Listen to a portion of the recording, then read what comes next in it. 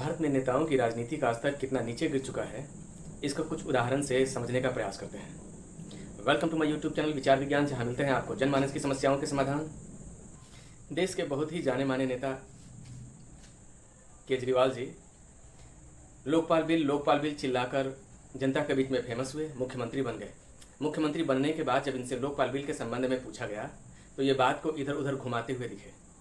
केजरीवाल जी जब नए नए मुख्यमंत्री बने थे उस समय इनको सारी पार्टियां बुरी, गंदी, चोर और डकैत वाली लगती थी, क्योंकि कोई भी अच्छी बातें नहीं कर रहा था। ये सारी पार्टियों को बुरा ही बता रहे थे। ये चाह रहे थे कि कांग्रेस, आरजेडी, बीजेपी और इनके जैसे बहुत सारे पार्टियां, उनके नेता, इन सभी के सभी को जेल में डाल देना चाहिए, क्योंकि ये सभी के सभी भ्रष्ट हैं। लेकिन समय के साथ राजनीति इनको इस स्तर का बना दी कि ये इन सभी पार्टियों के साथ गठबंधन में थे। इनको मजबूरी का नाम भी देते थे, लेकिन इन्हीं पार्टियों के साथ इन्होंने बाद में गठबंधन भी बनाया। जब मोदी जी गुजरात के मुख्यमंत्री होते हैं उस समय तो ये कांग्रेस के द्वारा लाई गई जीएसटी बिल का विरोध करते हैं, लेकिन आज जब स्वयं सत्ता में हैं तो ये जीएसटी लेकर आते हैं। एक समय था जब लालू प्रसाद यादव संसद में चिल्ला चिल्ला कर आवाज़ उठाते हैं कि वक्फ बोर्ड के खिलाफ कड़े से कड़ा कानून लाना चाहिए, क्योंकि ये अवैध तरीके से बहुत सारी संपत्ति को हड़प चुके हैं।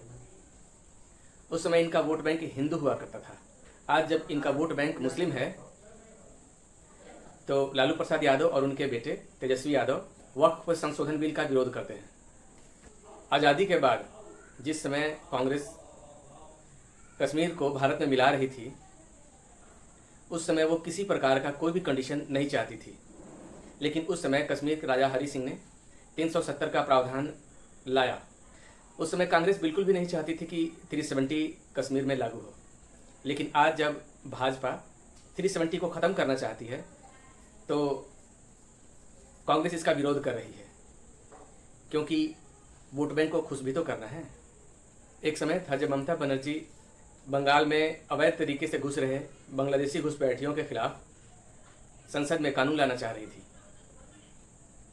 उस समय की सत्ताधीन कांग्रेस ने इस पर कोई ध्यान नहीं दिया, लेकिन आज जब बीजेपी सीएए और एनआरसी जैसे कानून लाना चाह रही है ताकि घुसपैठियों को रोका जा सके, तो यही ममता बनर्जी आज इन कानूनों का विरोध कर रही है। वोट बैंक बदला, विचार बदला, राजनीति बदली। राजीव गांधी एक समय 3 तलाक बिल लाना चाह रहे थे। ये 3 तलाक के खिलाफ एक ऐसा कानून जिससे कि मुस्लिम महिलाओं को राहत मिले, लेकिन कुछ विरोधों के कारण से उस समय की कांग्रेस यानी कि राजीव गांधी की सरकार ये बिल नहीं ला पाई है। लेकिन आज भाजपा जब 3 तलाक के खिलाफ कानून लाई तो कांग्रेस इसका विरोध करती है, क्योंकि राजीव गांधी के समय में इनका वोट बैंक हिंदू हुआ करता था, आज इनका वोट बैंक मुस्लिम है। तो उनको किसी भी हालत में अपने वोट बैंक को नाराज़ नहीं करना है। ओवैसी साहब एक तरफ तो अपने मुस्लिम वोट बैंक को खुश करने के लिए अपने भाषणों में 15 मिनट जैसे शब्दों का प्रयोग करते हैं कि 15 मिनट के लिए पुलिस हटा लिया जाए,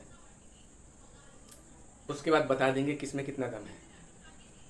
लेकिन जब प्रेस कॉन्फ्रेंस की बारी आती है तो ये सभी राजनीतिक पार्टियों से धार्मिक सौहार्द बनाए रखने के लिए अपील करते दिखाई देते हैं। अपने वोट बैंक की राजनीति के लिए ये कौन सी राजनीति है?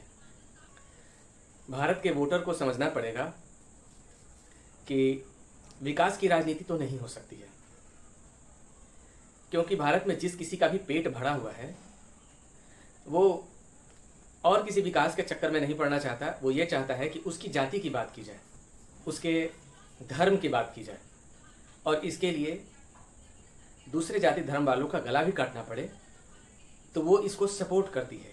इस तरीके से बनता है वोट बैंक। इस तरह की है भारतीय जनता। मान लीजिए कि किसी राज्य में कोई बलात्कार होता है और बलात्कार का दोषी राजनीतिक पार्टी के वोट बैंक का है,